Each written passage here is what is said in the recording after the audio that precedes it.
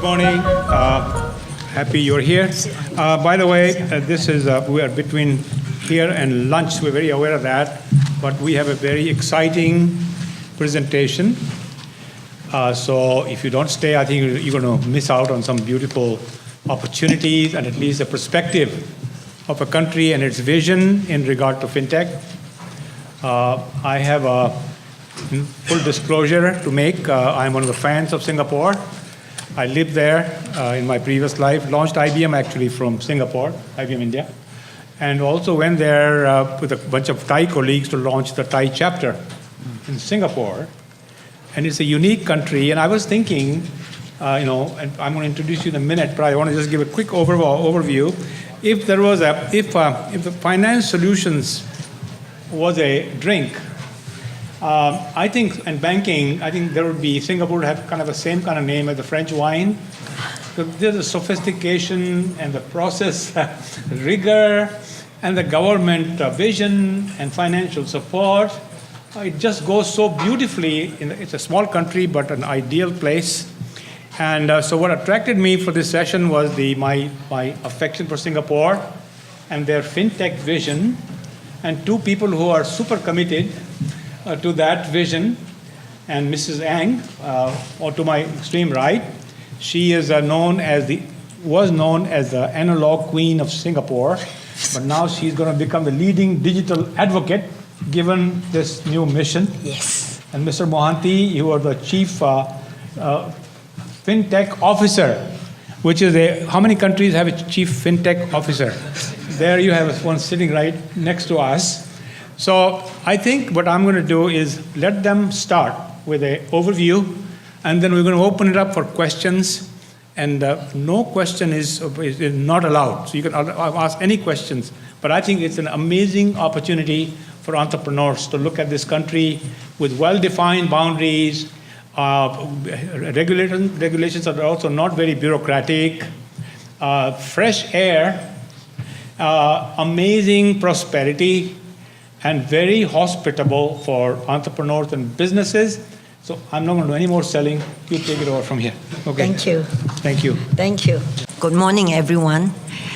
And it's wonderful to have a moderator who's a fan of Singapore. So that sets me at ease as well. So thank you very much for inviting us to be here. I come from a very small country, a country that is so small, 55. We have about, our land size is 280 square kilometers, square miles, and about 770 square kilometers, of which 22% is landfill. We are the size of 1/3 of San Jose. But I want to thank God that Singapore, fortuitously, with our good leaders and good government, with good foresight, clean government, that's very important. Clean government, good governance, good righteousness and justice, which our previous Prime Minister, who founded, so to speak, the independent Singapore. He founded it and he has built it up. And throughout my 70 years, I have joined the financial sector when I graduated in 1969 for a couple of years in a private bank, and then I fortuitously joined the Monetary Authority of Singapore, the central bank. And during those early years of building the financial center, I've got into the policy as licensing banks, bringing banks into Singapore, and head of the development. It's the same policy that's continued to today. We want good institutions to be in Singapore. We want institutions that have come to Singapore and will use Singapore, and we have built Singapore to be the springboard, to come to Singapore. And Singapore is small, but we are in the region of Asia. It's fast-growing region, and the population in South Asia especially, they're young. The demographic is less than 30 years old. US is 36, Europe is 39. And so it's dynamic, it is innovative, and we're very pleased to be in the heart of it. And Singapore has continuously been able to build ourselves up to be environmentally friendly in terms of the infrastructure. We have continued to build ourselves up. And I remember when I joined the MAS in 1970, 71. I've been involved in the development of the Asian dollar market, which is an offshore market. It began with US 30 million. In 2015, it was $1.7 trillion.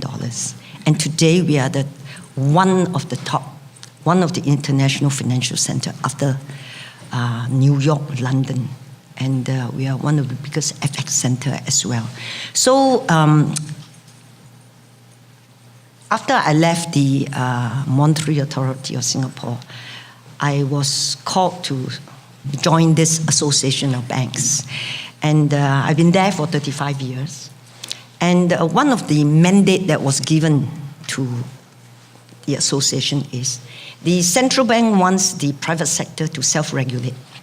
However, they have the guiding hand, okay? The guiding hand of good regulation that is proportionate and subject to the materiality of the risk. So it's risk-based all the time.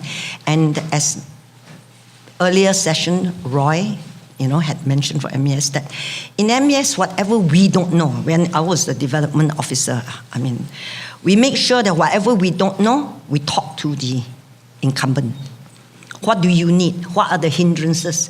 What are the rules? What are the regulations? What are the taxes that are hindering your growth, subject to an overall interest in building up Singapore as a safe place, a good place to provide efficiency, opportunities, and provide a good risk management as well as provide for the social good of the whole nation. That has always been the mantra of Singapore. And we are very close-knit between the government and the regulator and the regulated. Mm-hmm. We talk a lot to each other. We try to persuade each other why it is business must be done this way if we want to grow. And then the authority will look at it from an overarching good of Singapore and in terms of safety and regulation. So wonderful. As I've been a queen of analog, okay, I know. And this last 2 years, since they had Mohanty, Sopnendu there, I'm repenting every day, okay? Learning the new digital, and I'm very glad. We have done a lot in Singapore, and I say, after God, with Sopnendu, all things are possible in Singapore, okay? Yes. Why, there is no better honor than being complimented by a peer who is working with you day to day. Sure. So, Sopnendu, you have to be very proud. And now you talk about all the restrictions, the vision, the pot of money for entrepreneurs, all that stuff. Sure. Bring it up. Yeah. Okay. I think, thanks, Mrs. Ong, I think she's very kind to me. In fact, I come from a large country and made Singapore a small country, my home. So that's the flip side of where I moved. And I'll just narrate a small little story. 3 days back, I got my permanent residency in Singapore. And same day, I went to give a fine for speed driving. So welcome to Singapore. So I went there and paid my fine, and I realized I'm in a great country. So it doesn't matter who you are and what you do, you got to pay your fine. And if you break the rule, I think that speaks about Singapore. So with that nice thing about Singapore, let me tell about what we can do together. When I joined from a private sector after 18 years with Citibank, I spent last 3 years of my life in Citibank fighting against regulators, the compliance officers, the risk officers. I had a terrible relations with them. So I almost didn't like the word regulators because I was the global head of innovation for the retail side. Everything I do, the compliance officer will tell me, regulators will not allow you. So look at my luck or bad luck. The regulators decided to pick me up and run the other side. So I am in this new job for the last 2 years. My first policy change, and I want to say that, and if you are an entrepreneur, it will be of interest to you. My first policy change was in the space of outsourcing guidelines. most of the banks don't really know how to work with small companies because the way they work is designed to work with IBMs. Okay, large enterprise company, large system, that's all they can work with. And the outsourcing guidelines, the opening line says you should work with a company with a history and what history startups can bring. So we changed that guideline. It can remarkably change the way startups started working in Singapore with the banks, because I believe if you take the global spend of banks, roughly $500 billion they spend every year on technology. And if I can get a piece of that to my fintech companies, it'll be amazing. Don't you think so? Mm-hmm. And today they're spending that money to large enterprise IBMs and Microsofts and doing, I don't know what they do. And I say that with a lot of respect that 60 to 40% of the revenue of the IT company comes from the banking sector. You take TCS, Infosys, pick anybody. And the banking sector, unfortunately, have decade-old system. We are the sector has the oldest system, but we pay the maximum bill. So something is wrong somewhere. So my job as a policymaker is to get these fintech companies, get these ideas, good ideas from Silicon Valley, Israel, UK, wherever they are, come to Singapore, work with our banks, and we'll ensure the banking sector either they survive or they find different jobs. So that's what I do as a policymaker. Wonderful. So just one question for you. We talked about... Speak into the mic. Oh, excuse me, okay. The question I have is, I think we've discussed this P3, the public-private partnership model that applies in, yes, like highway construction, telecom, clean tech, a lot of things around the world is happening. Singapore has a unique situation. They want to do public-private partnership, but they're also a surplus economy. Yes. So how do you, and you please decide who you want to answer, how do you reconcile that aspect of financing and incentives for the private sector when the money, the pots of gold are sitting full on the government coffers? So what is your... I will let Mr. Song speak, but I'll give her one line. We have the largest government fund grant to fintechs globally, $225 million worth of Singapore dollar, which is roughly $180 million.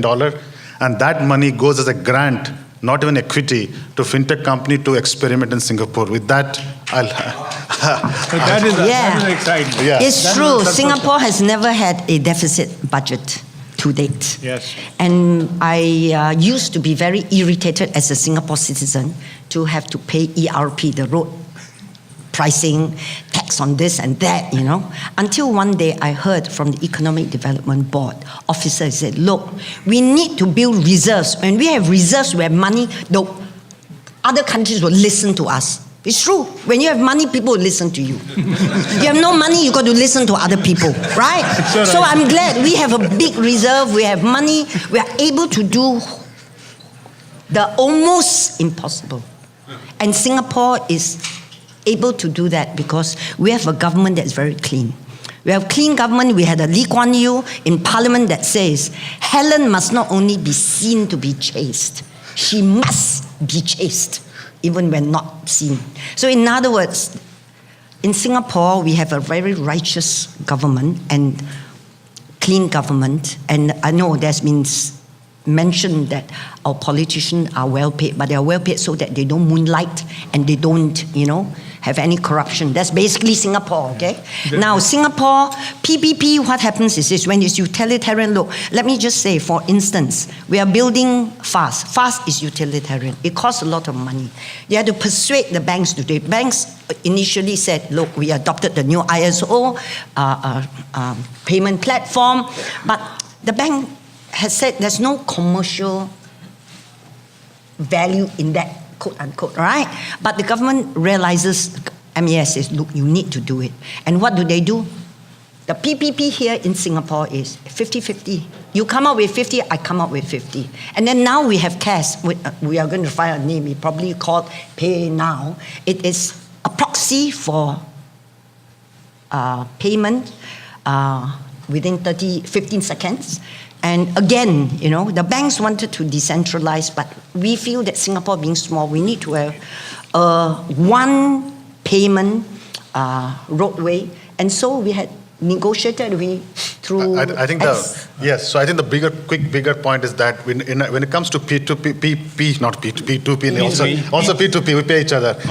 So when it comes to public-private partnership, we bring policy support because money is important, but more important, who is putting the skin in the game? Yeah. It is the policy maker. As a regulator, if I put money and bring my policy hat, is a far more secure infrastructure, sustainable, and it can actually scale. That's a very unique aspect of it, where you have the grant money and a facilitator that wants to remove hurdles from entrepreneurs' way, which is a significant advantage which many other countries don't have. And normally P2P, P3 partnership, normally the regulators stay away. That's right. This is unique in Singapore, where the regulators are behind that partnership, not only giving the money, but giving the policy support. Yes. Because also the government also expects returns on that $180 million pool. So yes. No, I don't think we look for that. Return in terms of GDP, impact on the country. To be very clear, when we put $180 million behind the startups, we expect 98% to fail. It's a risk capital. It's not a capital we expect return to come because you're putting money. Oh, I see. So we expect 98% to fail. That's a commitment. We don't expect, but we want to see a new idea being tested. We can see a new technology. Maybe commercially they not take off, but we realize the technology has got potential. So now, question for you, and I think we're going to open up pretty soon for our guests here. What are 3 things? If an entrepreneur is about to launch a venture, for example, really got a great idea, a team, and all the basic things that one requires, and Singapore is an option, as well as US and maybe whatever. Yes. What are the 2 or 3 things that really stand out for that entrepreneur to take a pause and find a way to engage in Singapore somehow? So let me put this in context. Globally, when it comes to financial technology entrepreneurship, the biggest barrier are regulators. And one thing, if you look statistically, there are 5,000 FinTech companies loosely defined, as Roy defined today morning. We define FinTech quite broadly. Only 5% have gone beyond the domestic boundaries. The reason being is 3 things. Lack of regulatory alignment among multiple countries, lack of a place to experiment as fast we can, because most startups are running on VC money. They need to do something quick, prove in the market, so they don't have market, we can experiment quickly. Lastly, talent. The 3 things. If you come to Singapore, we give 3 things. We give you a regulatory support to start a new idea. We have set of different kind of regulatory support to support that process, and we are not going to put a fine if you do something wrong. Okay, that's a part of the regulatory sandbox. Second thing, we provide capital, risk capital, very important. Like Silicon Valley, we are putting risk capital behind it. Experiment may fail. Third, more important, if you do a proof of concept in Singapore, very likely across the Asian market, you will get a benchmark regulator to benchmark to us, and they will allow you to operate in that market. And you add this number, Asia next 10 years going to go to $3 trillion GDP. This is the fastest growing region in the world. If you are not there now, if you are not launching the product from Singapore and not experimenting, you have no chance to get in the growth market. Good points. But in sitting in US, things may not work, because here you don't see what happening in Asia. So you got to go there and go to close Singapore and get this 3 access. Thank you. Now, before we open up, is there any other significant point, Mrs. Ang?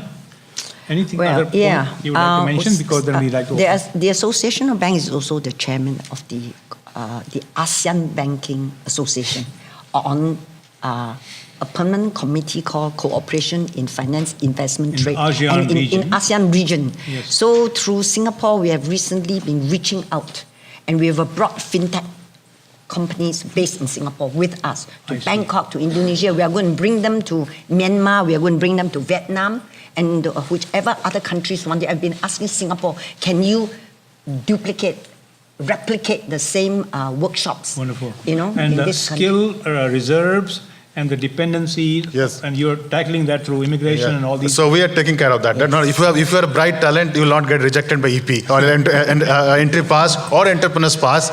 Just quickly, I have Steve Leonard there. Tomorrow he's going to speak at the entrepreneurs thing, right, Steve? And he's going to tell more about how to bring talent to Singapore. Yeah. So if you're not getting, start with him, then come to me. Wonderful. Okay, so now we're going to open up. So please, over there. And we have mics for questions or You can speak a little louder? Sure. Yeah, please. I'm Ranga Krishnan. I'm actually from a FinTech, blockchain-related FinTech SKU chain. And all of the good reasons you mentioned was one of the reasons we were interested in actually applying for the fund you mentioned, and we did that year ago. And I want to mention one more statistic. Singapore, the trade is actually 400% of GDP. No other country has that level of trading, and that is what attracted us because we are doing a supply and trade share, financing related applications. And I wrote an email to I think whatever was there. The response we got was you essentially need to have a partner there, essentially a bank or somebody else. And what we wanted to do was use that grant or funds to actually develop business. So what is the question? What is your question? My point is, I think he has put forward a very good story, but the response we got was essentially unless you already have a financial institution or somebody else you're partnering with, Sure. So I think very good question. Even for us, we are also learning the process. I must admit that when we started this entire FinTech journey, our starting point was how to make the incumbent sector succeed. That was the starting point. But we realized down the line it's not perhaps the right model to start everything with that. And today, if you ask the same question, I have a different answer to that. The answer is that if you have some value proposition, you don't necessarily need to partner with the bank. You can come independently and you can sit in our sandbox to experiment, or you can work with the project directly. But if you are doing a licensed activity, of course you need a license, but you don't need a license to start with. We have a new framework to operate in Singapore. Okay. Yeah, as an evolved thinking, I must admit things have changed. So you have a contact point for entrepreneurs. Yes, sure. We have a contact point. We have many contact points. Okay, good. You please? So you can contact Roy. He's out there, Roy Teo. So if he doesn't respond, contact me. If I don't respond, you can contact our Prime Minister. So we are a very open society. Okay, yeah, please. Hey there, my name is Kartik Ram. I lived in Singapore in the previous entrepreneurial wave and I was a director at a Singtel company and a senior VP at 197, which went on to raise a lot of money. One of the things I learned was Singapore was entrepreneurs supporting entrepreneurs. This wave of entrepreneurship seems different. It's banks and regulators supporting entrepreneurs. Yes. And the MD and the IDA and others aren't that actively involved. Yes. So how do you see this being different? Because at that time, a lot of startups failed that they were given handouts. Yes. And now they almost have to work for it some more. Yes. So do you see this playing out differently Yeah. than the last one? Definitely, because we realize giving grant is not the solution. I think what we need to give policy support. Very important, especially in regulated business like financial services, they must need a policy support. And also see, a lot of people ignore that. They think they can make it without the banks, but banks still are out there. We still have to deal with them. Even we don't like them, but still have to deal with them. But I think what we're trying to do, come to a middle path. We give grant, and we try to tell them, if now in the case what the gentleman talked about, they don't want to work with the bank, fine. But if we try to tell them, work with the bank, so we have some predictability of what they're doing. If they do well, let them go and build it separately. So things have changed, and we also, as Singapore, we are as malleable as gold. Okay, we can change without the corrupted metal in the gold. Flexibility is up there, and if something we need to change, we can change the policy very quickly. And we are learning. In fact, I forgot to mention that apart from the grant, we perhaps in this end of the year in double-digit billion dollar of risk capital supporting the startup journey. We are seeing a lot of large across the board. Yes, large investors moving to Singapore to support the startup ecosystem. They see Singapore as an opportunity, a launch pad, which says if you're a startup, the start has to be good. It has to be a place where you can predict your start. So come to Singapore. Wonderful. One more. Okay. Yes, please. How open are you guys in cryptocurrency opportunities? We have a dedicated team now in MAS. Perhaps the brightest regulator who actually know how to code in cryptocurrency and blockchain. His name is Stanley Young. Remember this name? Yes. Write to him, and he's working on a series of programs and experiments in the space of blockchain and cryptocurrency. We are in the process of experiments. We are the only regulator who took a production grade wholesale payment system, put it on a blockchain as a first experiment. And so part of the thing is cryptocurrency. We are looking at opportunity to see, can we make a national cryptocurrency issued by central bank? I mean, that's a good experiment to start with. If you have an idea, please reach out to him. He's been mandated to do a series of experiments which may include disrupting central bank. Significantly better than the United States or Europe? I'll not, but at least I must say the UK government, they made a big ranking benchmark, and they decided to rank themselves number one and Singapore together. Oh, really? Yeah, so that's, we give it to them. Okay, give it equal. That's all. Yeah, equal. Okay, Equal. next question. One critical thing, I run a FinTech startup. We are a cross-border payments company. We provide an API for businesses to make bulk payments. One of the biggest challenges that one faces, out of the ones that you mentioned, of course, regulation. But the other bigger challenge is getting a bank to work with you, right? And that's a question which is there for Ms. Boon. Is that how open banks are to work with what is called high-risk industry? Because you know that de-risking all across the world, the first casualty is cross-border payment companies. Sure. Right? So any country just takes 6 months to convince one bank to work with you. How open the banks are to work? I'll let her answer, but quickly on technical point, we are working with the banks. If you don't get a bank to work with you, talk to us. We'll find a bank for you. Okay, A. B, we have issued a very disruptive open API guidelines to the banks, 450 or 490 page guidelines, which is telling bank to disaggregate the platform so they can work with the startups faster. And third, we are the only regulator who has issued a very excruciating cloud computing guidelines and with the outsourcing guidelines. So the 4 policy change has actually opened up the ability for banks to work. In fact, I'm letting it put this way. Banks really want to work with you. They just don't have ability to work with you. Yeah. That's the problem. And typically the person who makes the choice have no empowerment, no budget, no support. So come to us we get a bank and we will get the 3-4 things support behind you and you should be okay. I let the ABS So I amen to that, okay? So that is giving you all the answers. So no, okay? but you as the ABS must get them to support us. Yeah, of course. In any way, is Ubin relevant to Yes, them? so There's a proof of concept yes, so we are of 9 financial institutions and banks working with the monetary authority and regulator for cross-border payment using blockchain, okay? And cross-border payments as well. So it's working, and try. Just try. And if you first don't succeed, try again. That's what we do, ma'am. Yes. Don't give up. Sometimes we simply choose another country to go and try. By the transfer-wise, move to Singapore. So a lot of cross-border moving to Singapore as they speak. So please do come quickly. Yeah. Okay, very good.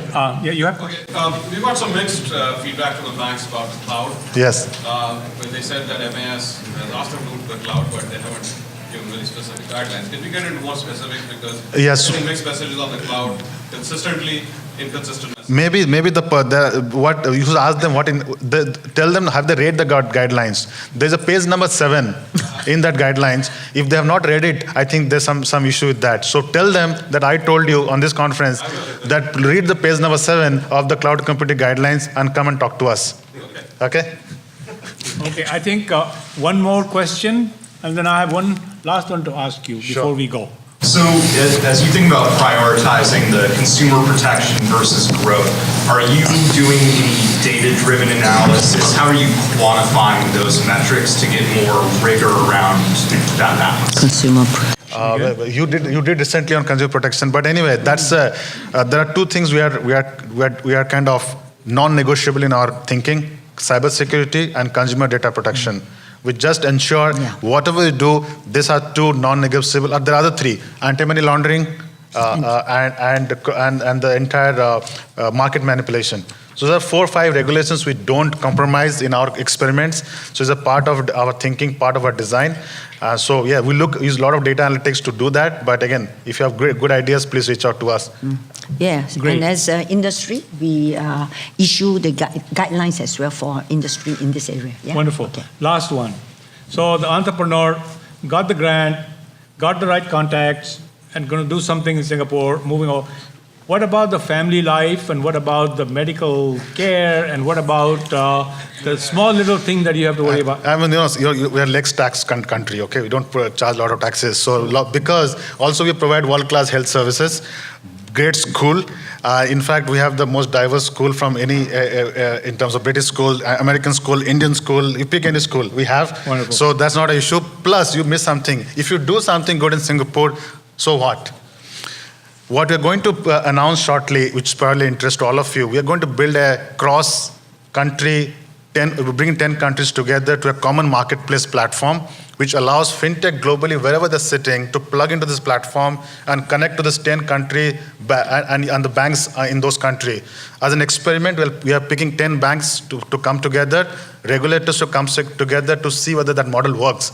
That kind of creates an opportunity, a unique opportunity globally for FinTech company to go to one place and operate in multiple countries, even if it is a regulated sector. So watch for it. By end of this month, we're going to make that announcement. Wonderful. Well, I'll tell you what. One more Your last statement is you get good food in Singapore. By the way, Indian amazing food. food. Food court at Newton Circle. Newton's, Amazing yes. food. But just before, don't miss the FinTech Festival. And today, and we definitely get food, 30,000 people turn out. But today, from 2 to 4, free beer and snacks at the FinTech Festival booth. So do come and enjoy. Food. Thank you for coming. Yes, thank you. And thank you for a great session.